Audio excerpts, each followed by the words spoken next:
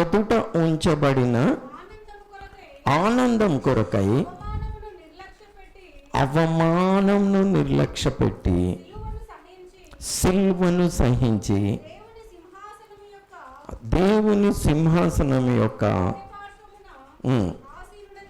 ఆసీనుడు ఆయన తన ఎదుట ఉంచబడిన ఆనందం కొరకై అవమానం ఏం చేసిండంట? అవమానంను నిర్లక్ష్యపెట్టి సిలువను సహించి దేవుని కుడి పార్శ్వమున ఆసీనుడై ఉన్నాడు. మీరు పాపంతో పోరాడేటోళ్ళు ఇంకా రక్తం చిందేంత వరకు పోరాడలేదు అని ఉన్నది. ఓకే, ఆయన తన ఎదుట ఉంచబడిన ఆనందం కొరకు అవమానం ఏం చేసిండంట? నిర్లక్ష్యం పెట్టిండు. సిల్వను ఏం చేసిండంట? సహించి. మళ్ళీ ఇంకొకసారి రిపీట్ చేస్తాను నేను ఆ వచనం. ఇప్పటికి 2 times చేసిన, ఇంకొకసారి రిపీట్ చేస్తా, ఓకేనా? ఎందుకంటే దాని యొక్క ప్రాముఖ్యత మనము ఈరోజు ధ్యానిస్తాం.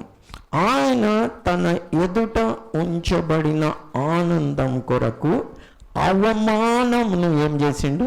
నిర్లక్ష్యపరిచిండు. మరి సిల్వను సహించిండు. ఆయన తన ఎదుట ఉంచబడిన ఆనందం కొరకు అవమానంను నిర్లక్ష్యం చేసి సిల్వను సహించింది. సో నిజంగా ఒకరికి ఆ ఆనందం రావాలని యేసుక్రీస్తు ప్రభుకు కూడా అలాగనే జరిగిందంట. ఆయన తన ఎదుట ఏముంచబడ్డది? ఆనందం కొరకు ఏం చేసిండు? అవమానంని నిర్లక్ష్యం చేసిండు, సిల్వను సహించిండు. సో ఈరోజు నేను మీతో చాలా మంది స్ట్రగుల్ అయ్యే ఒక విషయాన్ని మీతో పంచుకోవాలనుకుంటున్నా. అంటే పోరాడేది, స్ట్రగుల్ అయ్యేది, దాన్ని హ్యాండిల్ చేయలేనిది ఒక విషయం ఉన్నది. ఆ విషయం ఏంటంటే అవమానంని నిర్లక్ష్యం చేయరు.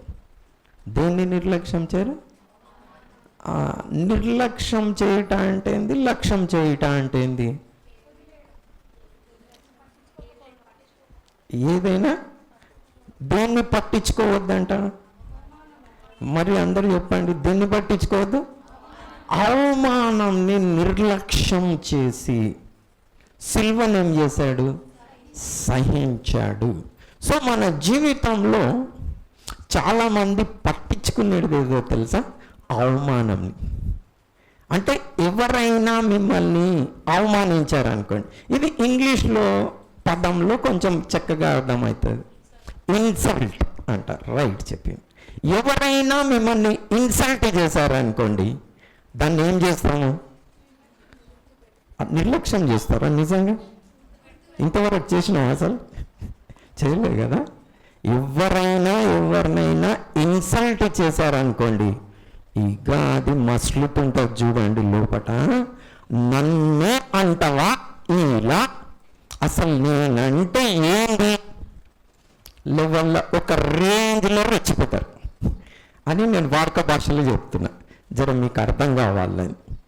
సో యేసుక్రీస్తు ప్రభు అలా చేయలే. చాలా మందికి ఆనందం లేకపోవడానికి కారణం యేసుక్రీస్తు ప్రభు దగ్గర ఈ యొక్క గుణం నేర్చుకున్నట్లేదు. అది ఏంటి? అవమానం. యేసుక్రీస్తు ప్రభు ఏం చేశాడు? నిర్లక్ష్యం చేశాడు. ఆయనని తిట్టిన, అవమానించిన, నీ దేవుని కుమారుడు వైపు దిగిరామన్నా, నీ దయ్యం పట్టిందన్నా, అలా గడ్డం పెరిగివేసిన, బట్టలు చించివేసిన, ముళ్ళ కిరీటం పెట్టిన, ఈయన ఏం చేయాలి? అవమానం అంతా ఏం చేసిండు? నిర్లక్ష్యం చేశాడు. కాబట్టి ఆ యేసుక్రీస్తు ప్రభు వైపు చూచు మనం పరిగెత్తాలి. ఎందుకు పరిగెత్తాలి అని అంటే, యేసుక్రీస్తు ప్రభు జీవితంలో ఒకటి నేర్చుకోవాలి. అది ఏంటంటే అవమానం ఏం చేయాలి? మనము నిర్లక్ష్యం చేయాలి. ఈ అవమానం అనేది మామూలుగా మనకి ధ్యాన భాగంలో ఉన్నాం, ఎక్కువ సమయం లేదు కాబట్టి నేను ఎక్కువ వివరించట్లేదు.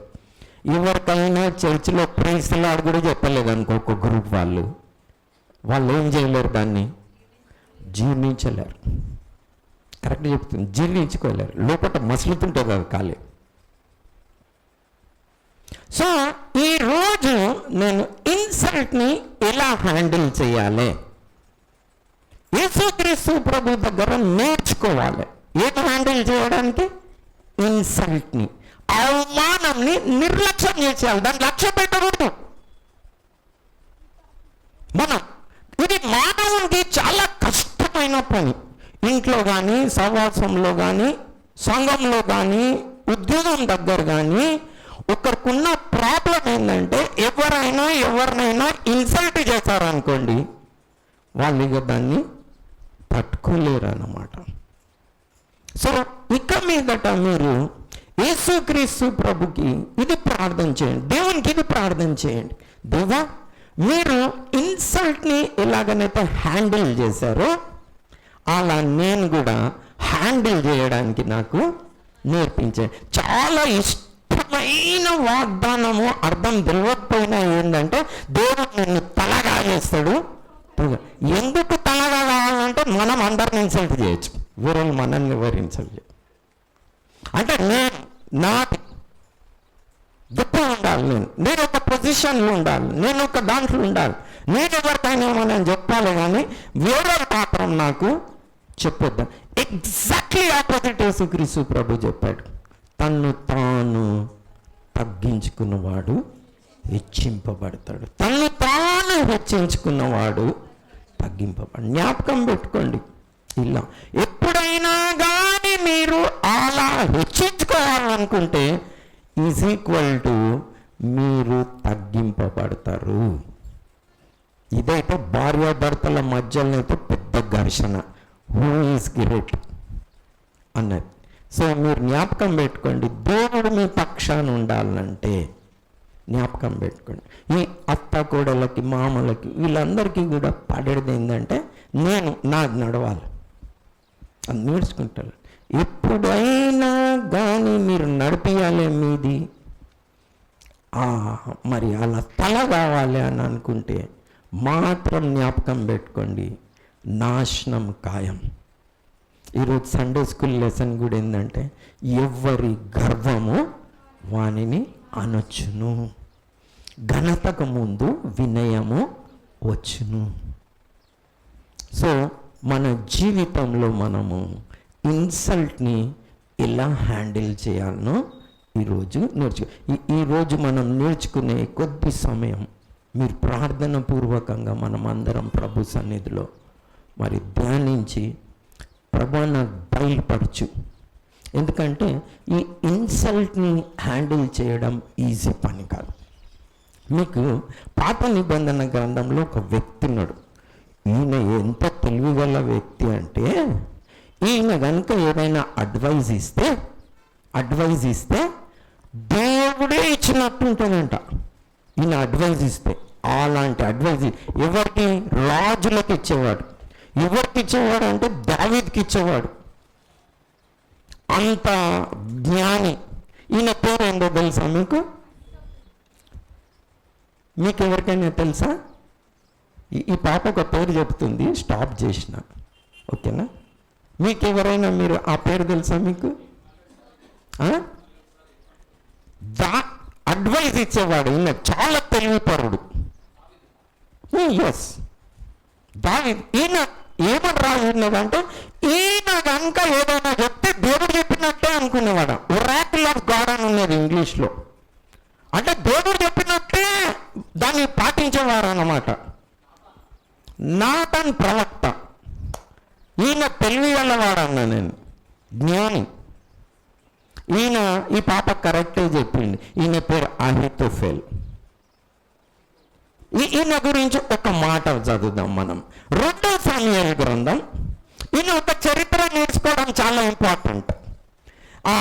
2 సమూయేలు గ్రంథం 16వ అధ్యాయం 23వ వచనం మనం చేద్దాం. అందరు చూడండి ఈయన గురించి ఏమని రాయబడి ఉన్నదో. 2 సమూయేలు గ్రంథం 16వ అధ్యాయం 23వ వచనం. ఆ దినములలో అహీతోఫెల్ చెప్పిన ఏ ఆలోచననైనను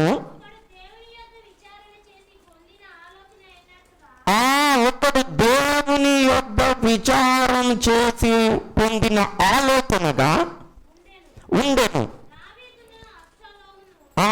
దావీదుకును అబ్షలోముకును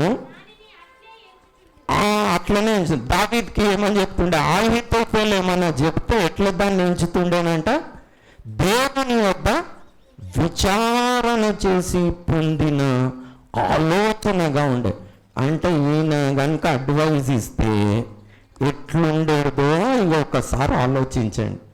such a great man was Ahithophel. అంత గొప్ప వ్యక్తి అండి. రాజుకు అడ్వైజ్ ఇస్తే ఏంటి, దేవుని దగ్గర నుంచి వచ్చినట్టు ఫీలింగ్. ఇలాంటి ఒక గొప్ప వ్యక్తి అహీతోఫెల్. ఈ అహీతోఫెల్కి కూడా నేను ఈయన స్టోరీ ఎందుకు చెప్తున్నానంటే, ఇంత అడ్వైజ్లు ఇస్తాడా వేరేళ్ళకి? ఈయనకు అడ్వైజ్ తీసుకోనికి రాదు. ఈయనకి ఇన్సల్ట్ చేస్తే తట్టుకోలేడు. ఎంత తెలివితరుడు. ఎందుకు చెప్తున్నా ఈయన స్టోరీ? ఎందుకంటే ఈయన ఏం చేస్తాడంటే అబ్షలోముకు ఒక ఐడియా ఇస్తాడు, దావీదుని ఎట్లా ఓడించాలని, దావీదు మీద కక్ష తీసుకోనికి ఐడియా ఇస్తే ఏం చేస్తాడు, అబ్షలోము ఆ ఐడియాని తీసుకోడు, వేరే వారు అడ్వైజ్ ఇస్తారు, ఆ అడ్వైజ్ని తీసుకుంటాడు హుషై. ఆ అడ్వైజ్ని తీసుకుంటే ఈయనేం చేసుకుంటాడు, ఇంకా దాన్ని తట్టుకోలేడు. అమ్మా నా అడ్వైజ్ తీసుకోలేదా అని ఇన్సల్ట్ ఫీల్ అయిపోతాడు. ఎవరు ఇంత తెలివి గలవాడు. ఈయన ఏం చేసుకుంటాడో తెలుసా, సూసైడ్ చేసుకుంటాడు. చూడండి 17వ అధ్యాయం 23వ వచనం చదవండి. ఇప్పుడు 16-23 చదివిండ్రు కదా, 17-23 చదవండి. అహీతోఫెలు తాను చెప్పిన ఆలోచన జరగకపోవట చూచి గాడిదకు గంట కట్టి పోయి చెక్క పెట్టుకొని ఏం చేసుకోనండి, ఉరి పోసుకొని చనిపోయాడు. ఎవరు? అహీతోఫెల్. ఎలాంటి తెలివి గలవాడు,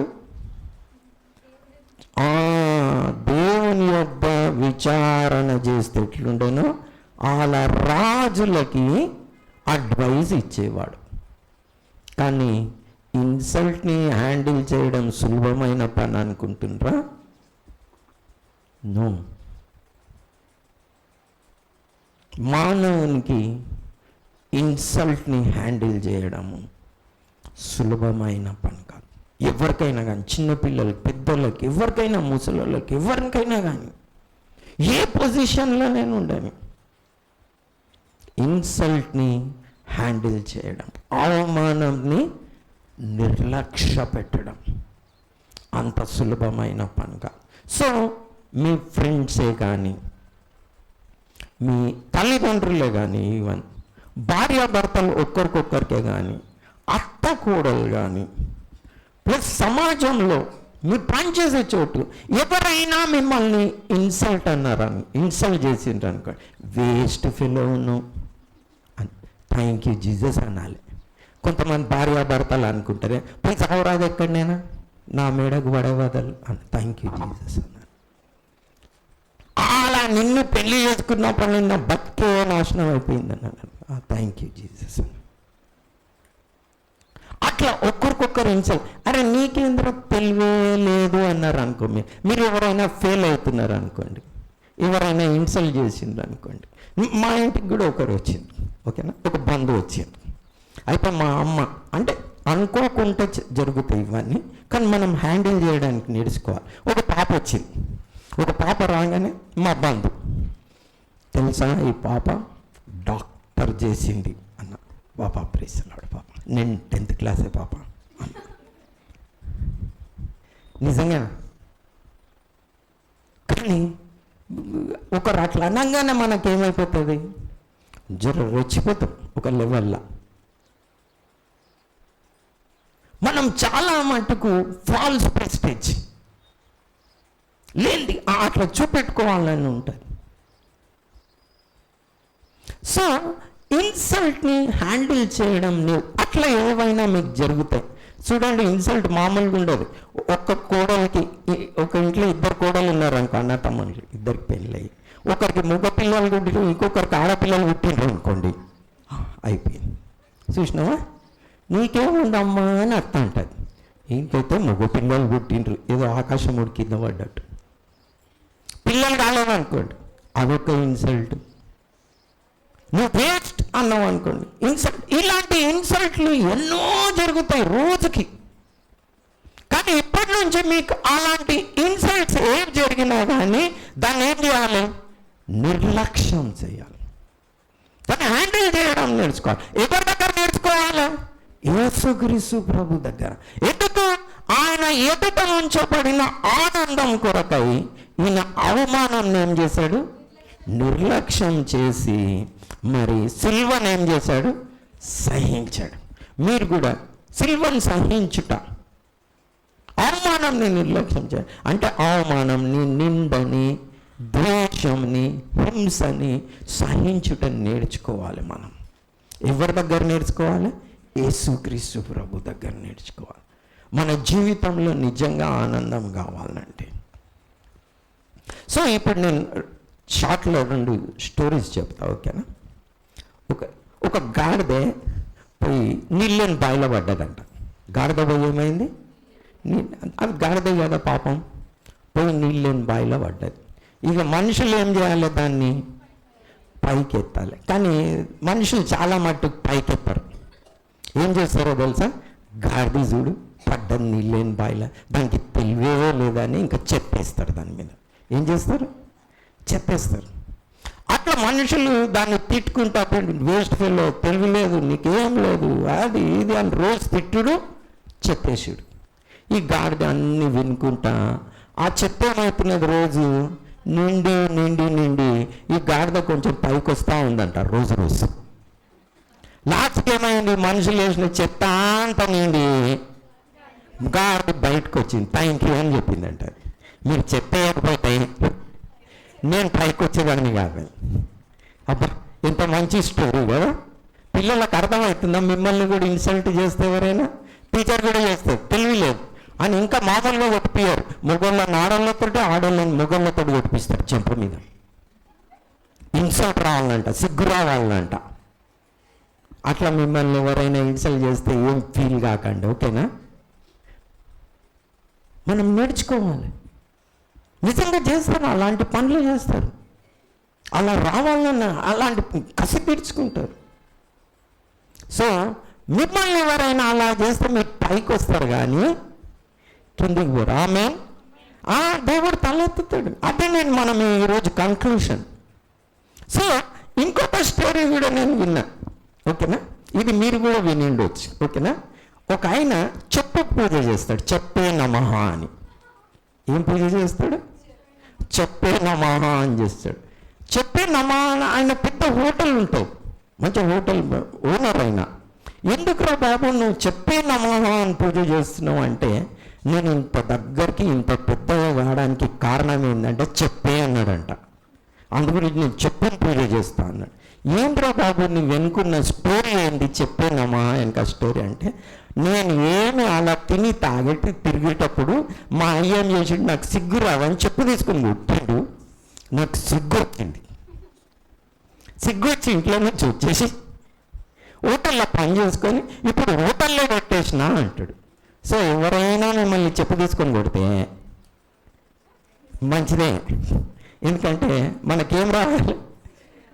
తెలివి రావాలి కదా. ఎవరైనా మిమ్మల్ని అలా అన్నారు అనుకోండి, మీరు ఫీల్ కావద్దు. యేసుక్రీస్తు ప్రభుని దేవుడు ఎలాగనైతే హెచ్చించాడు, అందరూ అవమానపడతారు కదా. కానీ దేవుడు ఏం చేశాడు?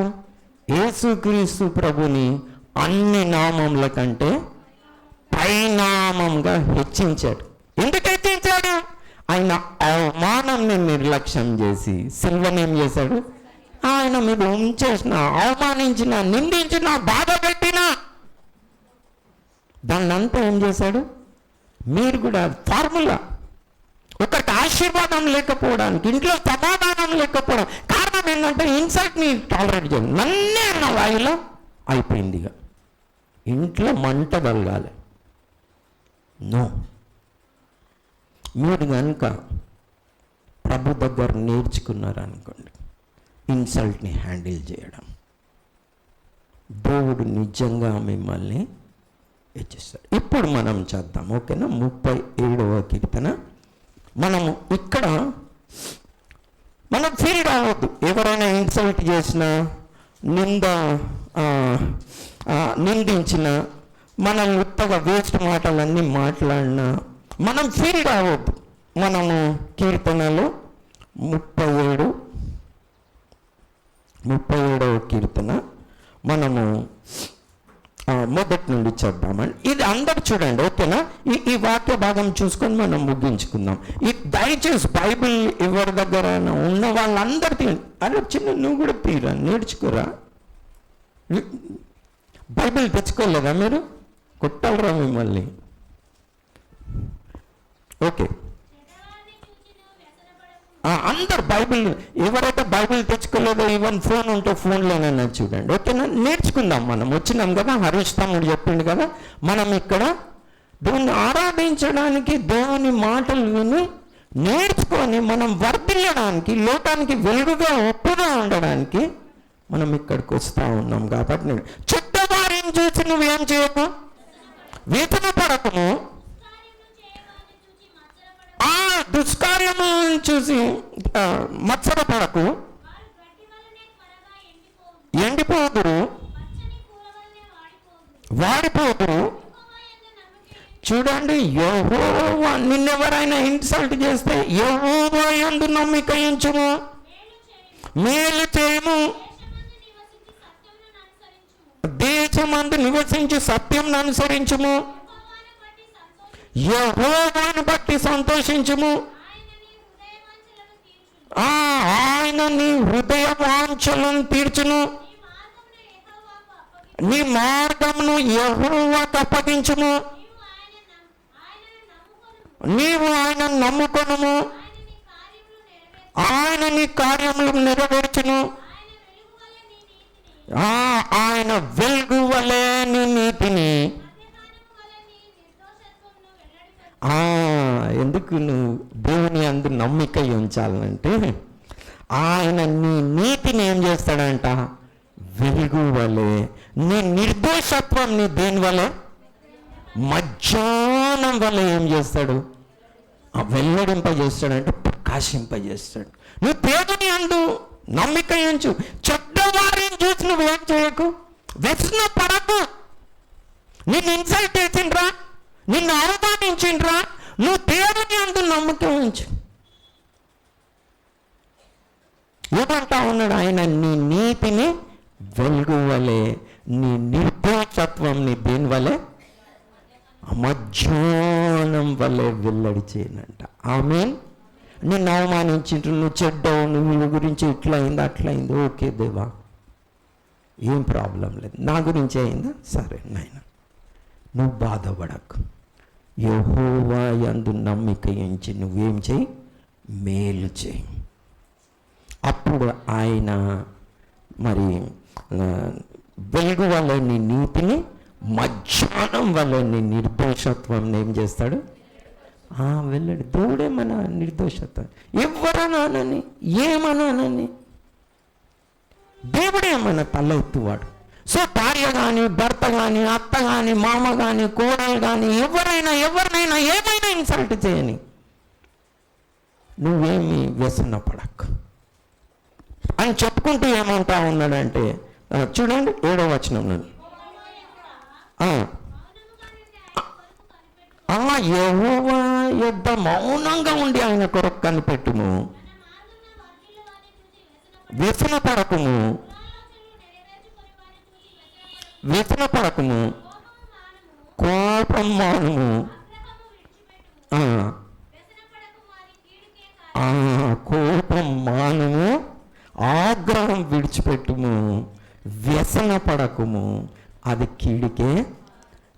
ఎవరైనా నిన్ను ఇన్సల్ట్ చేశారనుకోండి, వ్యసన పడకు, కోప్పడకు, అది కీడికే కారణం యెహోవా యొద్ద వేచియుండుము. ఆయన నీ నీతిని వెలుగువలే, ఆయన నీ నిర్దోషత్వంను మధ్యాహ్నం వలె వెల్లడి చేస్తాడు. ఆమేన్. నిజంగా నా జీవితంలో అవి ఎన్నోసార్లు జరిగినాయి. నన్ను చాలామంది యూజ్లెస్ ఫెలో అన్నారు. ఏం ప్రాబ్లం లేదు. మనం ఏం చేయాలి? అవమానాన్ని నిర్లక్ష్యం చేయాలి. ఏం చేయాలి? అవమానాన్ని నిర్లక్ష్యం చేయాలి. మీ జీవితంలో ఎంత సంతోషం వస్తుందో చూడండి. సో కాబట్టి మీ నీతి, మీరు కోపపడ్డారు, మీరు కూడా ఏమని అన్నారు, ఇంట్లో నరకమే, ఎక్కడైనా నరకమే. సో ఎవరైనా కానీ మిమ్మల్ని ఇన్సల్ట్ చేస్తే ఆయితోఫెల్ లాగా తెలివి ఉన్నది అనుకొని పోయి ఊరేసుకోకండి, ఇల్లు వీకి పందిరేసుకోకండి. చాలామందికి ఇన్సల్ట్ కాగానే ఏమవుతుంది, ఇల్లు వీకి కాలిన పిల్లలు అది పీకి ఇది పీకి దాన్ని ఎత్తేసి దీన్ని ఎత్తేసి ఎంత చేసి అని అట్లా చేస్తారు. నో, అవమానాన్ని ఏం చేయాలి? నిర్లక్ష్యం చేయాలి. ప్రభు దగ్గర నేర్చుకోవాలి. ఇప్పుడు లాస్ట్ అయిపోయింది. యోబుని దేవుడు ఆశీర్వదించడానికి కారణం ఏంటి? యోబు లెసన్ మీరు చాలా వినుండొచ్చు కదా. ముగ్గురు స్నేహితులను గురించి ఆయన అవమానపరుస్తాడు. నువ్వు పాపం చేసినావు, అందు గురించే దేవుడు నీకు ఇట్లా చేసిండు, ఈయన నీకు ఇట్లా అయింది, అందు గురించే నీకు దేవుడు ఇట్లా చేసిండు అని. భార్య కూడా ఏం చేస్తుంది, ఇంకా ఏం భయభక్తులు చూపెడతావు, దూషించి చచ్చిపో అని. కానీ దేవుడు లాస్ట్కి వచ్చి ఏమంటాడో తెలుసా? 42వ అధ్యాయంలో, యోబులాగా మీరు నాతోటి మంచిగా మాట్లాడలేదు, మీ మీద నాకు కోపం ఉన్నది, పోయి యోబు దగ్గర ప్రార్థన చేయించుకోండి, యోబు ప్రార్థన నేను వింటాను అంటాడు. ఇప్పుడు యోబు ఏమనొచ్చు, బిడ్డ ఇంతసేపు నన్ను తిట్టి అవమానించి ఇప్పుడు నా దగ్గరికి రమ్మన్నాడు ఆ దేవుడు, బుద్ధి వచ్చిందా మీకు? ఇప్పుడు మీ సంగతి చెప్తాను, నేను ప్రార్థన చెయ్య అని అన్నాడు అనుకోండి. ఎందుకంటే క్లియర్ ఇన్స్ట్రక్షన్స్ ఇస్తాడు దేవుడు. యోబు ప్రార్థన వింటా అంటాడు. చూడండి, మీరు 7వ వచనం చదవండి. తర్వాత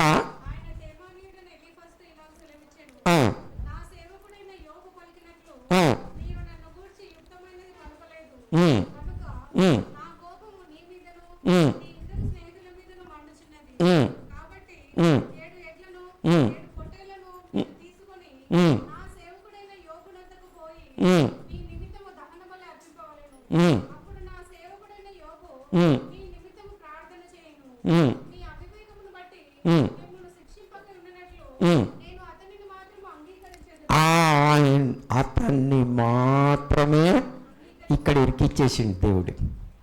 ఏమని చెప్పిండు? మీరు పోయి ఇట్లా ఎట్లా నడిపిస్తే నేను యోబు దగ్గరికి పోండి, ఆయన నేనేం చేస్తా. దేవుడు ఇరికిచ్చేస్తాడు ఎవరినైనా. మీరేం ఫికర్ చేయకండి. అవమానించేసిన వాళ్ళు అనుకోవచ్చు, నువ్వు వేసిన పడకు, దేవుని మాట విను. అప్పుడు యోబు ఏం చేస్తాడో తెలుసా? వాళ్ళని కనికరించి వారి కొరకు ప్రార్థన చేస్తాడు. చూడండి 10వ వచనం చదవండి. మరియు చేసినప్పుడు అతని క్షేమస్థితి మరలా దయచేస్తాను. ఎవరి కొరకు ప్రార్థన చేసినందుకు? ఒకవేళ యోగుడు అన్నాడు అనుకో, నేను ప్రార్థన చేయను అని, ఈయన ఆశీర్వాదం కూడా పోతుండే.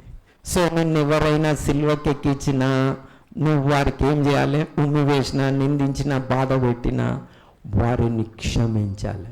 ప్రభు చూపెట్టిండు కదా, సిల్వ పైన సిల్వ వేస్తే ఏమన్నాడు? వాళ్ళ మీద కోప్పడ్డా? ప్రభువా వీరు ఏం చేయించున్నారో ఎరగరు కనుక వీరిని ఎట్లా హ్యాండిల్ చేసిండు కదా ప్రభు. అట్లనే మనమందరం కూడా ఇన్సల్ట్ని హ్యాండిల్ చేయడానికి నేర్చుకోవాలి. కోప్పడొద్దు, ఆగ్రహం విడిచిపెట్టాలి, వ్యసన పడకూడదు, అది కీడికే కారణం. కానీ మనం గనక క్షమించి వారి కొరకు ప్రార్థన చేస్తే మధ్యాహ్నం వలె మన నిర్దోషత్వంని ఆయననే ఏం చేస్తాడు? వెల్లడి చేస్తాడు. ప్రభు పేరిట మీకు అందరికీ వందనాలు. ప్రైజ్.